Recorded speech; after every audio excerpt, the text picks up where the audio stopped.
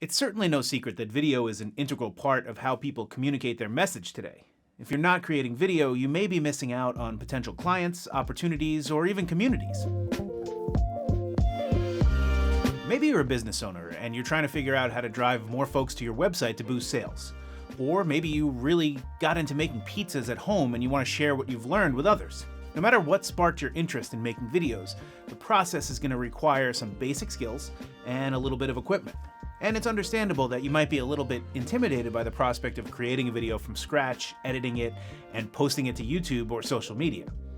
Our brains immediately jump to Hollywood movie sets with big budgets, hundreds of crew members, and expensive cameras. But I'm here to tell you that making a video doesn't necessarily take all that much, and you can probably get started with things that you already have access to. Okay, so first things first, you're gonna need a camera. And you may think you need a fancy camera to get started making videos. But with the incredible camera capabilities of modern smartphones, you already have a ridiculously powerful camera right in your pocket. That camera can get you started on your journey of creating videos right away. If you do happen to have a DSLR or a mirrorless camera, amazing. You're already one step ahead of the game. Use that, it's gonna look great.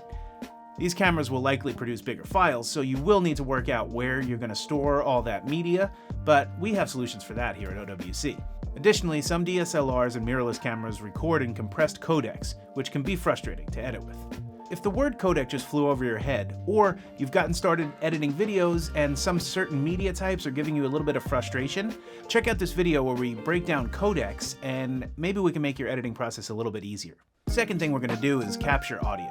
It's been said time and time again that great audio makes for great video, and that is absolutely the truth. An otherwise superb video can be ruined by poor sound quality. So long story short, you're going to want to capture the best sound possible. You're going to need a microphone. Now, if you're using your iPhone, there's already an onboard microphone, and that'll do, but we can improve on that by adding an external microphone. A simple and budget-friendly option for the iPhone is something like the Rode Video Mic Me L. It comes fitted with a lightning connector, and it will noticeably increase the quality of your on-location sound capture. Also, there's an incredible array of lavalier microphones on the market. A lavalier, or lav as it's commonly known, is a microphone that clips right on your subject's shirt or blouse. Now, getting a microphone this close to your subject will also drastically improve your audio. If you're planning on using a DSLR or mirrorless camera, then a lavalier or directional shotgun mic is also going to be the right option for you.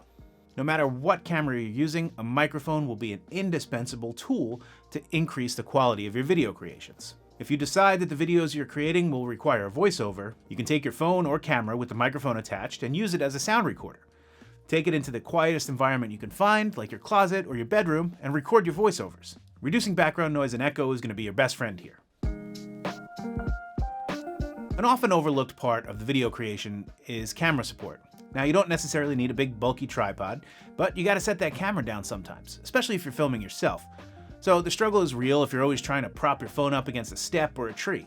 I would recommend grabbing something like a Joby GorillaPod with the appropriate mount for your camera or your phone, and this will make your shooting experience so much less stressful.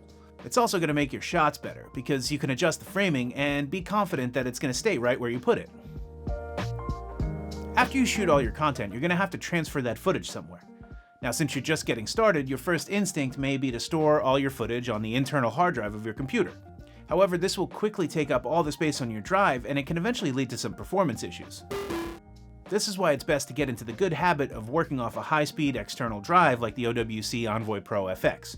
So once you've transferred all your footage to your working drive, you're going to want to back up that source material, just in case something catastrophic happens while you're working on your masterpiece. Let's say you leave the only copy of your footage in an Uber.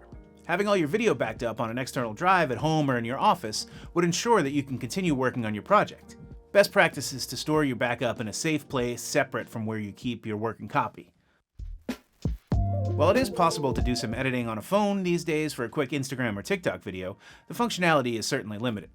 There are incredible apps like LumaFusion and Premiere Rush, which are great editing tools for an iPad, but most people are going to get started editing with a computer to bring their stories to life. Now, quick note for folks that would like to explore editing off an iPad or an iPhone instead of a computer, you can and should still back up your media to an external drive. We have a software called Copy That where you can easily transfer your media over to an external drive. You just plug in the drive, open up the app, and free up space and back up your media to external storage. Now again, to get started, you don't need a top-of-the-line Mac Pro tower.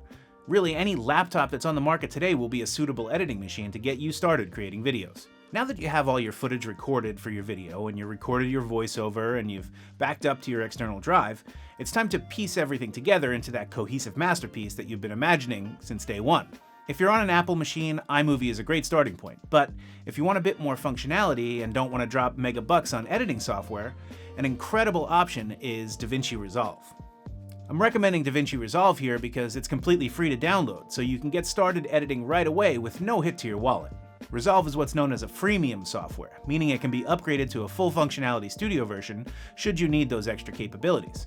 But to get started in video production, the free download of Resolve is an incredibly powerful suite that has all the tools you'll need to get started. Whichever editing program you choose, the interface may be a bit daunting or even confusing to someone new to video post-production.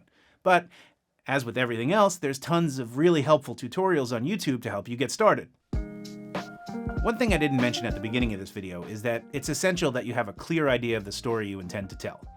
This is obviously not a piece of gear, but it is something that will make your videos stand out. Additionally, different videos require different plans. So whether the video you're creating is more documentary style or if it's instructional in nature, that's going to dictate how much scripting and pre-production and planning is required. But regardless of the style, there is nothing worse than a meandering video with no real point. So before you start shooting anything, make sure you have a clear and concise point to make, then execute with focus to get that point across. So that's it. Those are really the bare bones essentials you're going to need to get started creating videos. Here's a few bonus pieces of gear you might want to pick up as you get more serious with your video creations. A foldable reflector is an easy and budget-friendly piece of kit that will bounce your light back towards your subject, filling in unsightly shadows and increasing the overall production quality of your videos. Or if you're looking to make a slightly larger investment in lighting, a small LED light panel can drastically improve the way your subject looks on camera. This can be a lifesaver if you're shooting in an environment that's too dark to capture a good quality image. A subscription to a royalty-free music site, while not essential, will bring your video to the next level. But be careful not to add too much music. An aggressive song choice or improper music volume can get in the way of the story you're trying to tell. An otherwise superb video can be ruined by poor sound quality. Okay, last but not least, and I saved this for the end because it is so important. The most important thing about getting started making videos is, drumroll please, getting started making videos. You have to do it. Just like anything else, practice is going to make perfect. And you'll never be able to improve if you have nothing to improve upon. So away with the paralysis by analysis and get out there and start shooting some videos. And remember, we're always here to help. Alright, so that's it. All the basic things and a few extra bits and pieces to get started making videos. It's honestly pretty simple, and I bet you already have the majority of the pieces you need, so get creating. So what kind of videos are you looking to make in the future? Let us know in the comments. From everyone here at OWC, thanks so much for watching, and we'll see you next time.